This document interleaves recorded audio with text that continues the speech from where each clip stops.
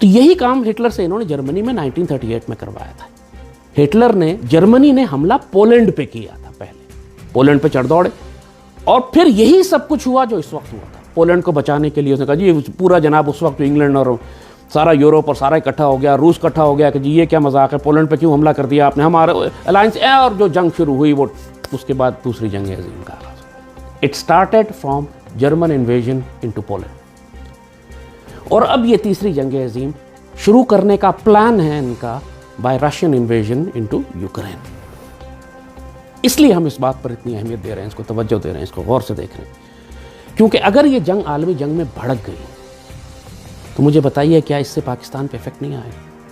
اس وقت بھی ہمارے 1000-2000 بچے وہاں پھنسے ہوئے ہیں اور ایک قیامت مچی ہوئی ہے پاکستان میں, کیونکہ حکومت پاکستان سب کو پتا تھا, ہر اندھے گونگے بہرے کو پتا تھا کہ روس یوکرین پر حملہ کرنے جا رہا ہے. لیکن نہ تو پاکستان کی حکومت نے کوئی فیصلے کیے, نہ انہوں نے وقت سے پہلے اپنے لوگوں کو نہیں. وہی ڈرامہ جو یمن میں ہوا تھا, پتا تھا جنگ ہونے والی ہے, سعودی عرب حملہ کرنے والا ہے, سارے پاکستانی یمن میں بیٹھے رہے اور جب حملہ شروع ہو گیا پھر چیخیں مارتے رہے کہ حکومت ہمیں نکال نہیں رہی. آپ کو یاد ہوگا PIA کے جہاز بھیجنے پڑے تھے, حدیدہ سے نکالا ان کو, ایک کرائسس ہو گیا تھا, سینکڑوں پاکستانی یمن میں پھنس گئے تھے. بھائی جب پتہ ہے جنگ شروع ہونے والی ہے, سعودی عرب تمہارا اتحادی ہے, اس نے بتایا کہ ہم جنگ کرنے جا رہے ہیں, تو لوگ وقت پہ کیوں نہیں نکالے.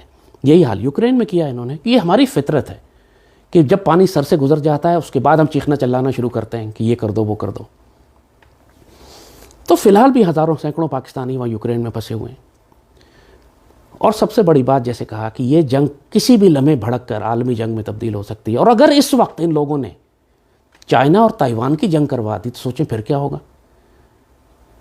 چائنا اور تائیوان کی جنگ بھی تیار رکھی ہوئی ہے. چائنیز کو اب آئیڈیا آ گیا ہے, انہوں نے دیکھ لیا ہے کہ امریکنز میں نیٹو میں دم نہیں ہے کہ یہ اپنے اتحادیوں کو بچا سکیں. جس طرح انہوں نے یوکرین کو نہیں بچایا ویسے یہ تائیوان کو بھی نہیں بچائیں گے. اور چائنیز کو بھی آئیڈیا آ گیا کہ یار یہ تو we can take it now, we can go head. اور اگر یہ آ جاتے ہیں پھر امریکہ کہاں رہے گا. پھر وہی بات میں نے کہی کہ کوئی چھوٹی سی چنگاری ان کو چاہیے.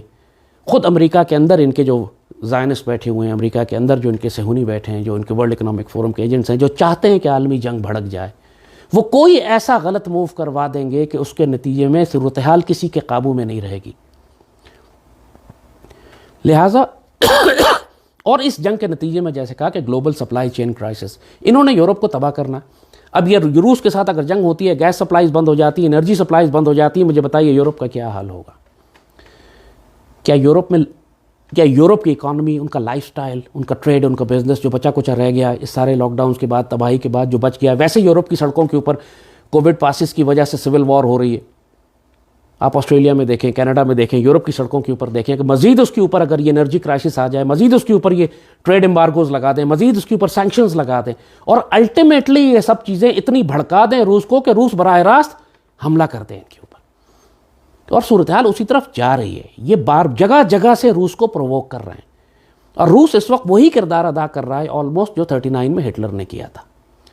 ایک آئیڈیالوجی ہے اس کی ایکسپینشن ہے, اس کی ایکسپینشنسٹ آئیڈیالوجی ہے. کس ملک کی نہیں ہے, چائنا کی بھی ایکسپینشنسٹ ہے, انڈیا کی بھی اکھنڈ بھارت ہے, ٹرکی بھی چاہتا ہے کہ اپنا اسفیئر آف انفلوئنس بڑھائے.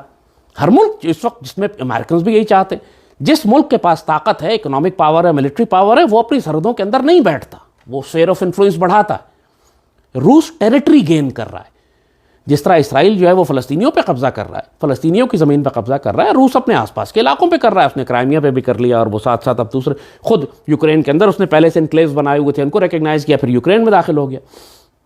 سو یہ بات اس وقت کہ جو اکنامک امپیکٹ گلوبلی آئے گا, جو سپلائی چین ڈسرپٹ ہوگی.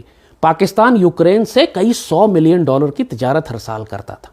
ہم وہاں سے ہر چیز منگواتے ہیں. یوکرین سے گندم بھی آتی ہے ہماری, اور ٹینکوں کے انجن بھی آتے ہیں, ٹینک اپ گریڈ بھی ہوتے ہیں, اور اس کے علاوہ بھی ہزاروں چیزیں انجینئرنگ کی یا ٹیکنالوجی کی ہم یوکرین سے لیتے ہیں. اب کیا ہوگا پاکستان میں اگر وہ چیزیں نہیں آئیں گی یا مہنگی آئیں گی, تو ہماری اکانومی پہ کیا امپیکٹ آئے گا اس کا؟ کیا حکومت نے اس کی کوئی پلاننگ کی؟